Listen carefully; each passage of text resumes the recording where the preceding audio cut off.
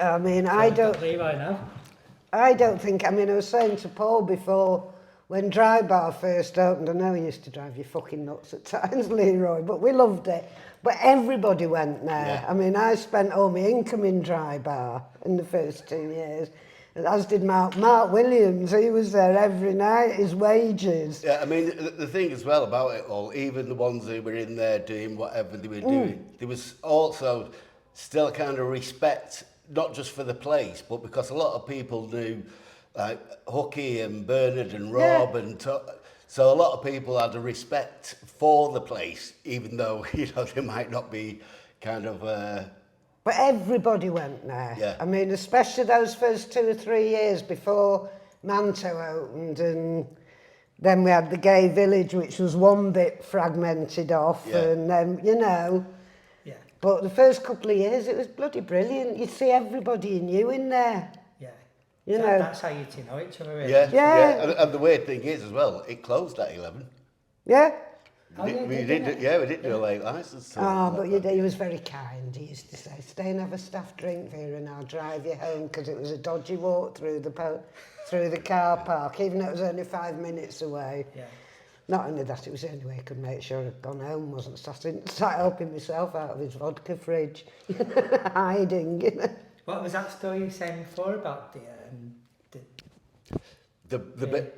right, yeah, so Holston Brewery, at the time famous for its Holston Pills, were trying to bring out, because the Holston Pills had a certain kind of image, and they were trying to kind of get into the younger, trendier bar market, which at the time, so Dry would have been at the forefront in Manchester because of its design and everything. So X amount of bars around the country were chosen to promote it. Yeah. And it was supposed to be on this, not just sales of it, but how it was presented, how it was sold to people. And apparently there was supposed to be people, like mystery shoppers going around to see how it was done. But we just decided we'd go for it and just sell Lutz. Yeah. So when anybody asked for another beer, it didn't matter what it was, they got presented with the Lutz.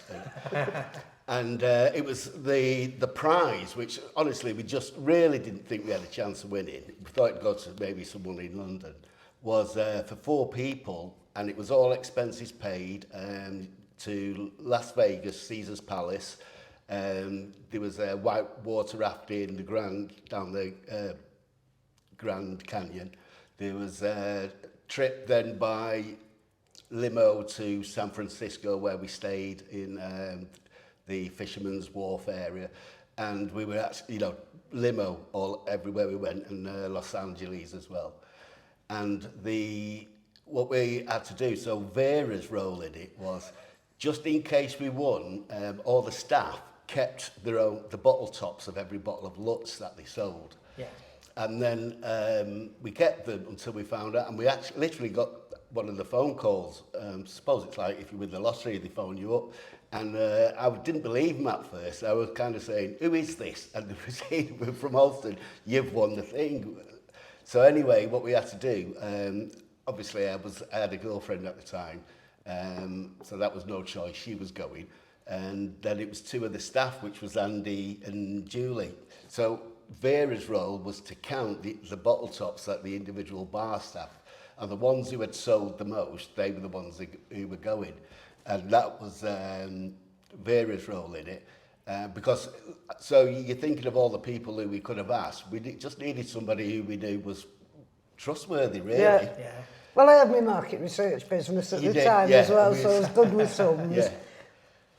So we won that. And the thing is, we went to, so like I say, we went to Las Vegas first. We stayed in Caesar's Palace. We had a professional gambler with us, showing us that we got given a couple of $100 in tokens. And I've got to say, even with the professional gambler, mine went like that. Absolutely rubbish, that's it.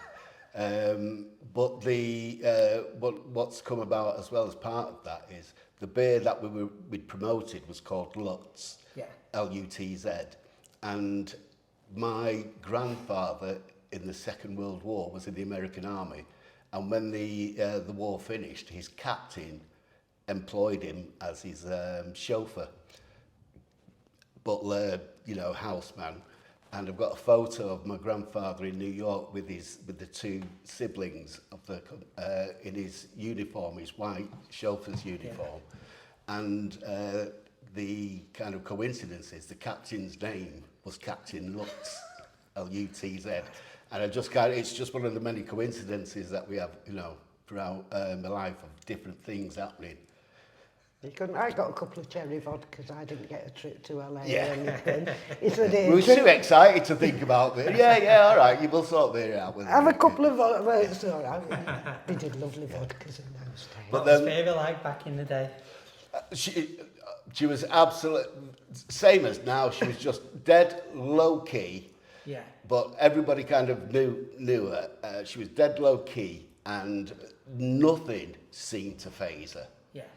I mean, it's like when you lived in above the Arndale and the bomb went off and everything. You know, everyone else was in, but and Vera was like, oh, we've got to get out, we've got to move, we've got to find somewhere, you know, as long as it can have me. But yeah. Yeah, Jenks helped me out there. But we did one of the very first warehouse parties in Scotland. And we were going to Glasgow, wasn't it? Was it actually the Barrowlands, or was it somewhere near the Barrowlands? I don't think it was a Barrowlands. Oh, I don't know. It was somewhere that looked like some sort of public hall or something. Yeah, it was a weird place. Yeah. But so we had M people were paying. We had the normal like Crane Park DJ, Tom Wainwright, Mike Pickering, and we had. It was Seal, wasn't it? With Adamski, and Seal was actually performing with Adamski, and when there was people going up on a coach, and then I was going up with a few people, and Vera in a minibus, and I was driving. So anyway, arranged to pick. So this is like 6, 7 in the morning or something like that. You know. So anyway, I pick a vehicle up and everything, and we arranged to meet in early afternoon at Drive. We all get in, and I'm not being. So Vera was in the front seat because she was going to be navigator and co-boss. Fool. Before we got to Regent Road at Salford, I was stoned, and I wasn't even smoking. It was just Vera. I was like, fucking hell, Vera, let's get on the motorway first before... It was like the Cheech and Chong bus, you know, on it a bit. Yeah. Oh, it was with us, right? Don't open the window, you let the vibes out. Well, I had a few that sat, and then when we got there, we were trying to set it up, it was chaos. And it was like the first one there, but it was legal. It wasn't like an illegal rave, it was legal. And the police had turned up going, and we thought, oh, we're going to get, you know, they're going to just say, it's not happening, and shut down. And they turned around and said, right, who's in charge? I went, well, it's me trying to, and they just turned around and said, well, how can we help you? And we were like, well, we need to get them into guest list and pay in and those advance. And he said, okay. And they helped us sort it out and get a bit we had a great night, didn't we? It was, yeah. It was. Yeah, it was... But they hadn't seen anything like it, you know, before. It was, especially, obviously, Adamski and Seal was on. Yeah. And everyone just had a great time, didn't they? But then I had to drive back. Yeah. I think we were all... With various fumes. Yeah, well, you know, it was mostly harmless. But yeah, it was... Well, it kept me at a steady pace on the way back. Yeah, it probably did actually, yeah. Levelled everything off, made you not want to drink so much. Not that you ever did a huge amount of boozing anyway, but... Never. You were regular for about 2 years, weren't you? You said in Drive. Oh, I was there... Oh, for most of the time I was... Yeah, the first... I mean, you opened in 89, didn't you? Yeah.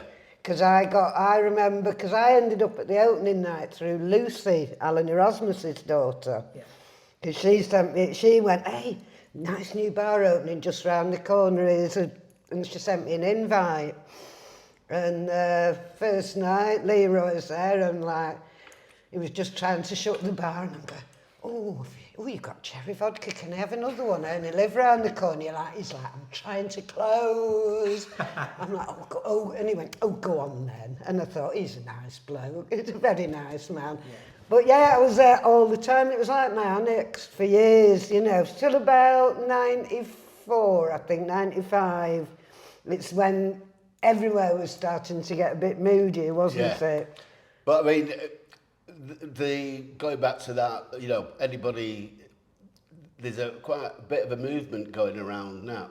So if we look at the age of the people who are doing things, which are still got, whether you want to talk about the warehouse project or other than, so you know, Oasis doing their, you know, 60-year-old guys and everything, and that's so much is being put into these events and these things. There's a movement that is going, and Oliver Wilson, he won't mind me saying this, he's behind one of the newest movement. And it's like collectives, the forums for people who are, you know, that age, 40-ish and younger, who aren't getting, or they've either got premises or the wherewithal to help people, and or they you know, they're doing things. There might be journalists, there might be photographers, filming, and they've all kind of coming together under this umbrella, which is Soledad. And it's you get invited to it, you know, not just, and I keep seeing some of the things that they're doing, and they're putting some great events on, and it's down to some of the events that they're putting on, and they're getting a lot. So there are younger ones that who are fed up with what is happening at the moment. The very corporate offer that's, and like I say, that they're all realising how it used to be is everybody helped somebody else. You know, bands would put another band on with them to help that band, not get them to pay them some money to go and do the tour, you know. So there was all those kind of things. And so there is a group coming, and I presume they'll, you know, in the next couple of months or within a year, because it's not been going that long, I reckon within a year there'll be something there that people will start talking about, as opposed to what's going on with the likes of, you know, everybody now is talking about all these things, monies that have been paid to people, and that's not going to happen with these, because they're doing it for the love. It might not be music that we're into, but it's what they're all about, and it seems it covers everything to do with the arts and media. They're kind of like what's going on when they have at Aviva, the Manchester International Festival. It's that kind of vibe, but it's not as kind of corporate. And it's great to see people, you know, they're going, listen, I've got a studio if somebody needs demo time to get, you know, and they're not like, well, whatever it costs, we'll just charge you that. We don't want to make money out of it. Which is all the great creativity in Manchester did come out of anarchy in a lot of ways, rather than this organised, curated arts festival mentality, you know. And I think young people are missing that, so it's good that they're, you know. I mean, it's no kind of coincidence that one of the kind of peaks of what went on it was when the Pistols played, because they were you know, whatever, whether they were manipulated or whatever, they were showing that, and everybody else, like with the Damned and the Buzzcocks, that you didn't have to be classically trained to be a musician. And the fact that so many people who went on to do things were there or around or involved in that. But I mean, there are the ones like with Hooky and Bernard, even down Mick Hucknall, who was in a punk band at the time, you know. So all those people who were there went on to do things or were inspired to do things. Like, you know, Rob Gretton wasn't always New Order's Joy Division's manager. He used to put gigs on at the Southern. Where's the Southern? It's gone now. It was in Cholton, so it was like a big boozer that had an event like room, and he used to put punk bands on there, you know, so it's like Headbanger and the Nosebleeds played there, and it's where people could, you know. Well, it's like the Russell Club in the early days, you know, saying to Paul before, there's a thread running through Manchester that goes way before Factory, through the West Indian scene and the gay scene. And it's so a lot of the places, as young kind of black kids, if you, I mean, 18, 19, if you wanted to, you either dressed up and went to somewhere like Royals or whatever it was, Tiffany's. or you went to, say, like the Picador, which is a gay Yeah, you club. mentioned that, didn't you? Oh, I mentioned, I was just talking about the Picador. You know, we'd go in there, we were afro-headed and everything, and, you know, there'd be some kind of glorious person at the top who, you know, you'd be like, I'm sure that's a guy, but, you know, and they'd be like, come in, look, you know, £2, That's a real whatever it coincidence. is. I was just telling Paul about the Picador, you know, because it was like 3 floors of mayhem, wasn't it? And, you know, there was no racism and, you know, we weren't like, oh, no. We were going there knowing we could get drinks and we'd be accepted. And they were, because I think they just liked having us there because we were different as well. But, so you had places like that, like you say, with the Russell Club putting on bands, and that kind of seeped through. You had the underside, which was, I mean, the Reno was, to say, I mean, mums and dads went in there. You know, it wasn't the kind of cesspit of violence or anything. People went there, and to tell the truth, they used to do a really nice goat and rice in there. Yeah, it was a bit moody. Yeah. It was a bit It was moody about that at big. times. Yeah, and it was, I mean, the thing is, there was a lot of things about, you could be, you know, you'd obviously get ripped off sometimes, but once they knew you weren't stupid, then you could get, if you wanted to get a weed, you'd get one. Yeah. But also, you got to bear in mind, there was a lot of undercover activity going on there. You know, the police were always wanting to either, you know, they knew somebody was in there that they wanted to speak to, or so you'd get stuff like that, you know, where they would be down. So there was a lot of suspicion about new faces until you were kind of bedded in, if you know what I mean. Yeah. I mean, all those young hippies used to go there Yeah, from the yeah, Midland yeah. on Sunday I'm surprised at afternoon. that. Yeah, it wasn't. It wasn't. I mean, That was early 70s when you yeah, were a young boy, Leroy. There was kind of 50. It wasn't just. It wasn't a black venue. It was black owned and run. Yeah. But it was mixed. It was more mixed than I anywhere didn't know else. that. I Yeah. thought it was just a black venue. No, not at all. No. Yeah. As I say, I said before, we used to go in the, it must have been early 70s, because we used to go out the mid in West Didsbury. We used to go up there after we got chucked out. Yeah. I mean, some of the most kind of well-known people in there that I knew were actually white guys who went in there, who were from Moss Side, Hume, and kind of lived in this area. And there were, you know, there was none of that business about you had to be this or that. Yeah. Yeah. Persian said Alex Higgins used to go in a lot. Yeah, well, it was. I mean, that's the kind of vibe that it was. Someone like it, there was a lot of shebeens around there as well, but that was a different thing. This was like open, and I can't remember. I think it was £1 or 50p or something like that you used to get charged. And the thing is as well, they charged you when you got to the bottom because the stairs were really steep to get down. Yeah. But it was definitely one of the most kind of multiracial places that was around, because it certainly wasn't like that in even some of the kind of big clubs that were around. Rafters, you'd get in. I was going to say, Yeah, the gigs at Rafters yeah. they were sort of around the same time as the Russell Club, weren't Yeah. they? They were, because I think Alan Wise and Nigel Begley used to put gigs on there when they sort of party company with Wilson and Erasmus. So there was a lot of things going on. There was a lot of, and then even some of the club nights that sprung up, you know, like Most Excellent. Yeah. And, you know, kind of, they weren't on in big, you'd say, oh, where's that? It's round the corner from where Rafters is, and then you'd go, and you didn't even know it existed, but then you'd have a great night. Well, Ross was always quite good at that, finding dodgy corners to... Do you know Most Excellent? I've got that in my head that was a rave, or was the... No, that's just in Robertson. Remember Lion Rock? Was that when he was at the Pavilion, or was that the one at the Millionaire Club? No, it was before the Millionaire Club. Oh, was it?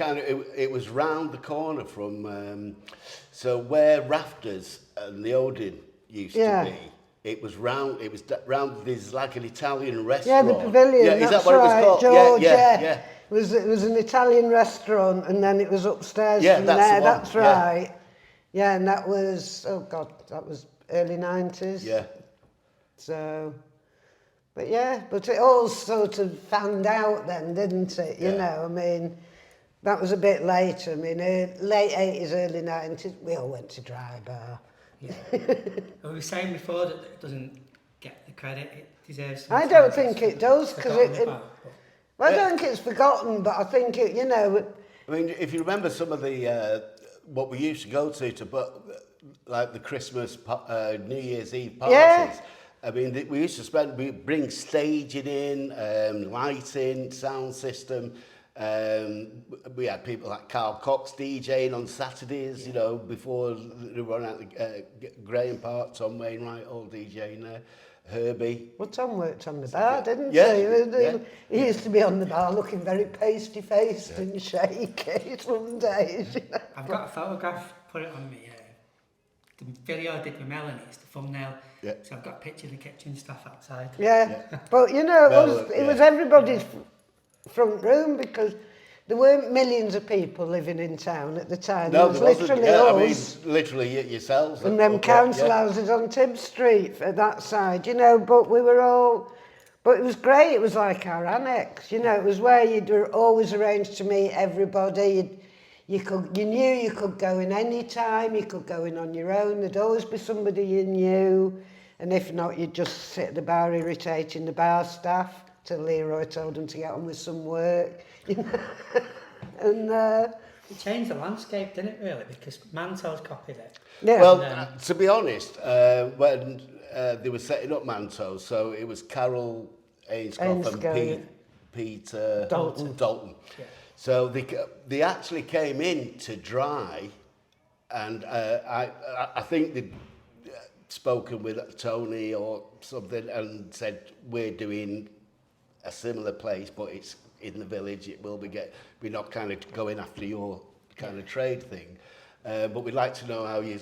So they actually came in and had a look at the products we sold. You know, they had talked with me. You know, we had sat down and had a talk. They looked at the menus, how we'd laid. So it was a kind of homage in what they did to what was going on at Drive, but obviously on a different. So we were invited to the opening, and then when they started doing the first Pride, where it was just open before they started blocking it all off with. Carol Ainscough had a block of apartments which were being renovated, built. So I think it's where Gaia is, and she asked us to run the bar. Was that where That Metz was a VIP. was? Yeah. So there was a VIP bar. Because Jenks was in Metz, wasn't he? Yeah, and we had to take all the equipment into the building and like 3 stories up and everything, set up a bar. And it was great because there wasn't that thing where it was all blocked off and yet wristbands. It was on a voluntary basis, I think. Yeah. Yeah. But then he changed it because apparently other than places that Carol and Paul were involved in, everywhere else was kind of just saying, oh, we didn't make enough money to donate. So that they kind of then put up where they block it off and you bought a wristband to get around. But once again, you've only got to look at what the village is like now. Yeah. To what it used to be No, it's like, where they had tumbleweed. Via Fossa and places. I mean, it's. I look at it and I see some of the faces who I've known around there, and it's just like, you know, if you want the money, this is what you're going to do. But you can understand when places, you know, people say, oh yeah, they used to have people on the door saying, are you gay? If let's see you kiss you. And I'd be like, well, I'm not. You know, what way else are they going to do it to keep people that are just going in on the bandwagon of it's a good time? Yeah. They got, you know, we used to love going to Via Fossa and places. Nice drink, really good music, and no hassle. Yeah. But yeah, and you've only got to look at like what's happened on Oldham Street, the amount of places and the, you know, like all the. I mean, it's great. You've got all this, but there's no infrastructure to back it up. Yeah. We've got 100,000 people going to be here over the weekend. So what do? They stop the trams running to where they want to go. You can't get a tram back from it because it's health and safety issues. They're going to get ripped off for £50 taxi rides for going like 2 miles. Yeah. And not a lot of people are going to make money. It's going to be great for the taxis and stuff. But there's going to be a few people who will make a lot of money. Yeah. And then there's going to be people who'll sell their souls. And I mean, literally, even here at Gullivers, we won't do anything whatsoever to encourage anyone who's going there to be, you know, come in and drink here. But I've seen it already, just walking down here, you know, come in and get a slushie and take it out with you.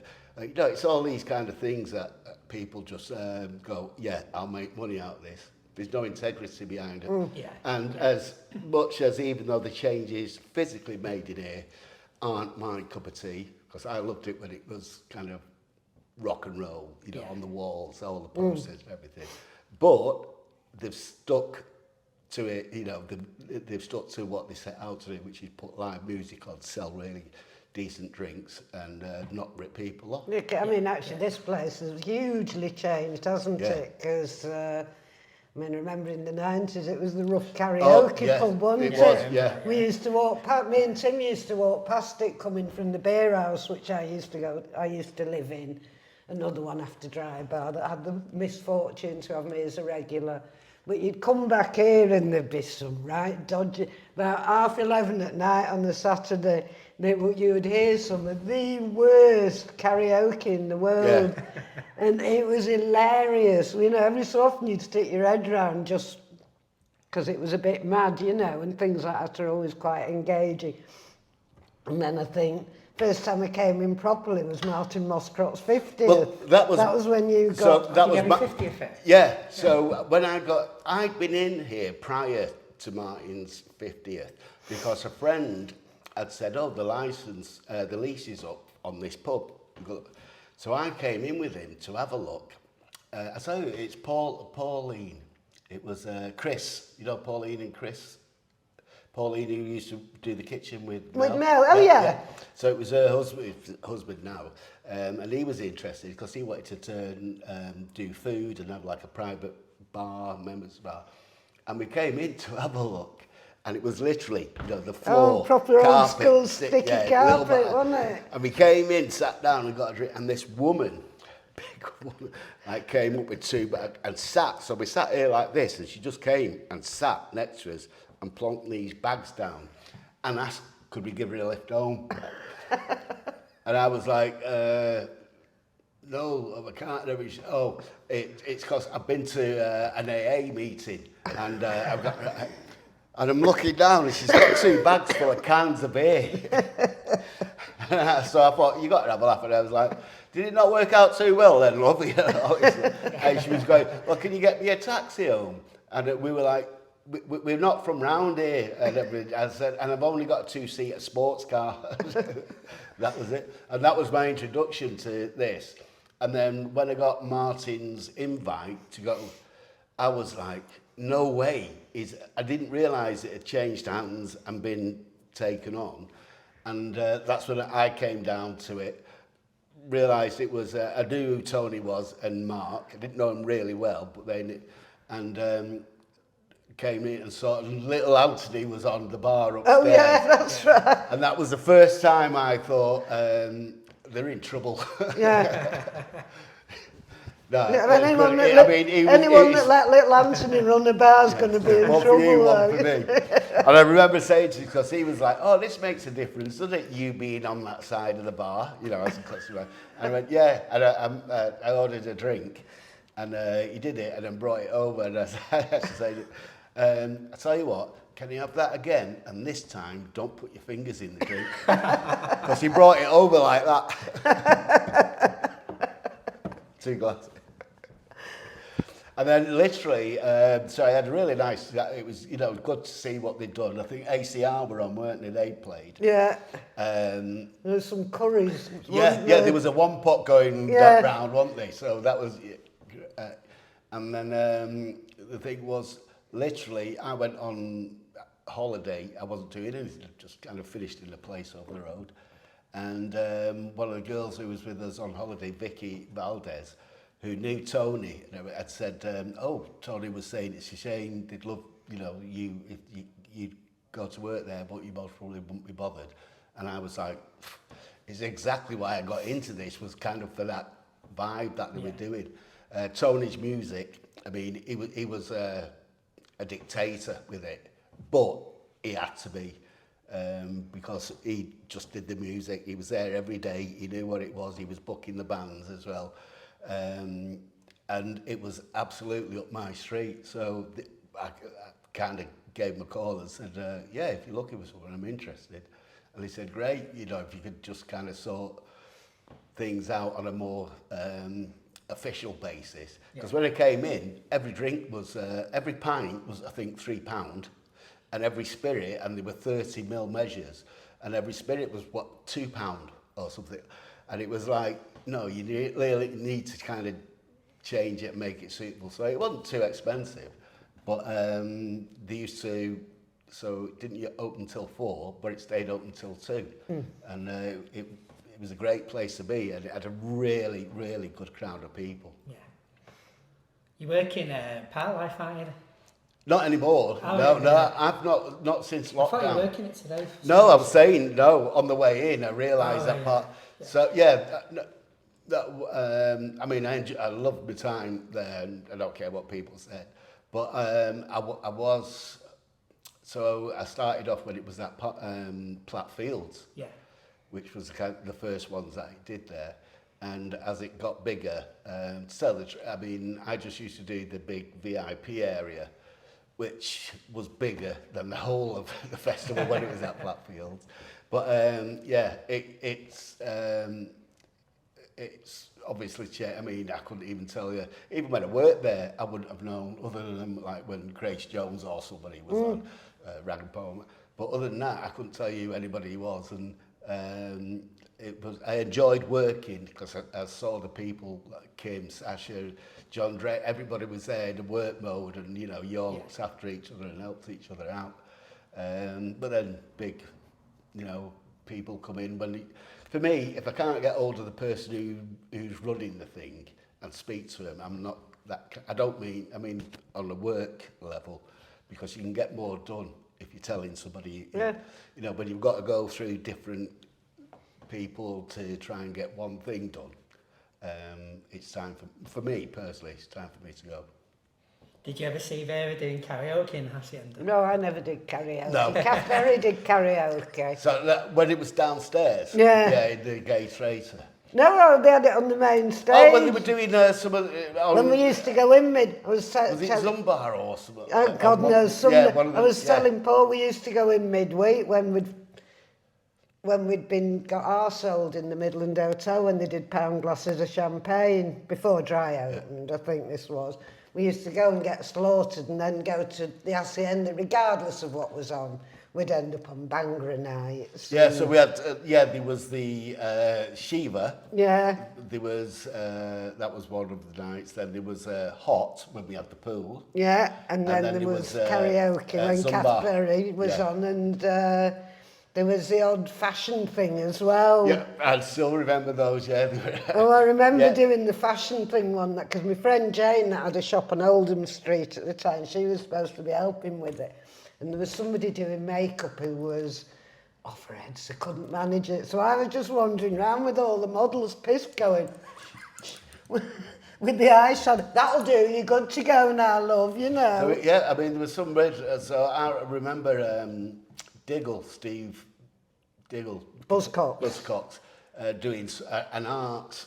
There was something else going on, but he was doing an art installation, which was a bit of a Jackson Pollock type thing, you know, and all this. I mean, some of those midweek nights were quite unique, really, and they were hilarious. So, but I had a pair of like really ripped jeans on at the time, and the thing is, so my jeans got splashed with all the stuff, and I thought, oh, brilliant. So I said to him, as you know, he knew I was working there, and I went, oh, you won't mind signing it, would you? So he gave it a quick whip on my jeans, so that was it. Have you still got them? No, must be worth a fortune. I was living at home at the time with my mum's, and when it came round tomorrow, I was like, I can't find me ripped jeans, and my mum was like, oh, those with all the paint on? I went, yeah. She went, oh, I've washed them, they're in the thing. And I went, oh, no. And she went, well, I was going to throw them away because they were ripped and everything. And I was like, how old are you, Mum? That's the fashion now. She went, oh, it's disgusting. You can see half your backside. Yeah. But no, those midweek nights were amusing. But we just used to end up there, I think, you know. I think that was the thing in those days. You'd end up in places rather than make a big plan to go somewhere. But I mean, the thing about it as well was with dry, day or night, you knew you could just go in there if you wanted, and at some point you'd see somebody you wanted to talk to or who wanted to talk to, or it's where a lot of people kind of used to say, we'll meet up there before you know, we go in. And obviously as well, when doing the food, which it wasn't scrimped on, you know, when we had Mel and Brenda and Pauline doing it, you know, they're really top class cooks. And then Tomo came in doing these tappers, which was, you know, that was, they flying out. They were very nice. And then Kim, he didn't care how much he was spending. Yeah. And then there was things like the Sunday all-day brunch, which we soon sussed out what was going on, where you could get, you paid whatever it was to, and then you could, so you got scrambled eggs and toast. Yeah. But you could get refills. So what would happen is one person would pay and you'd find 4 of them sat there and just keep going up getting refills. And we were like, some cheeky buggers. Something's wrong here. Yeah. I can't put my finger on it. But yeah, the happy days really. Yeah. It was a good place, you know. It was like, I just liked the way everybody went there. Yeah. Especially the early days before Manto opened. You get all the gays in there. You get everyone out of the moss. Everybody went to drive for the first 3-4 years it was open. Yeah. And there were as well. So I mean, like with yourself, even as every member of staff would have known who you were, not because of you being, but because you were, you know, you drank there, you spent there, you didn't take, you helped, you were, and you know they knew that there was always somebody there that they'd be happy to talk to. I mean, because some of them could have a bit of an attitude, but to tell the truth, considering how unique the place was, a lot of them kind of just embraced it as well. Yeah. And we kept the staff for quite a while. Oh yeah, I mean, they did. I mean, it was, and some of the staff you had really, you know, people like Tom, people, you know. Yeah. Amanda and, there was... Yeah, and the Pauline... and Mel, they were smashing. And then Pauline Hunt on the, you know, Steve Hunt, Steve Machin, Steve... Oh yeah, Stevie Machin, yeah. Stevie J, big Stevie Jack West. But you know, there was some, I mean, and they were dead nice as well. You'd always get a cheery greeting off them, and... Lauren Garnier. Look, yeah, you know, he was the first one when we started out, you know, as the chef. And the thing, so, when you think about it, it's weird that the people who've worked... So, one of the things, I'm going to Tom Hingley's 60th. Oh, I'm going to that as well. Yeah. Me and Jane are going to that. Which is also on the same day as the Hacienda Classical. Oh, is it? Yeah. I mean, my thing, I know I'm going to see Tom. Yeah. Tom used to be one of our glass collectors at... I didn't know that. Yeah. Yes. So it was in about, they were called Too Much Texas before, then it wasn't all of Inspirals, but Tom left them and they became the Inspirals. Oh, I'm glad you're going to that. Yeah. I'll see you there then. So, but yeah, we still end up, he can't hide from me for that long, can he? He's tried for the last 40 years. If it's not you, it's your Rita, isn't it? She'll see it, Well, I'll just stop recording now. So thanks so much. Oh, it's a pleasure. Always nice to have a natter with our Leroy.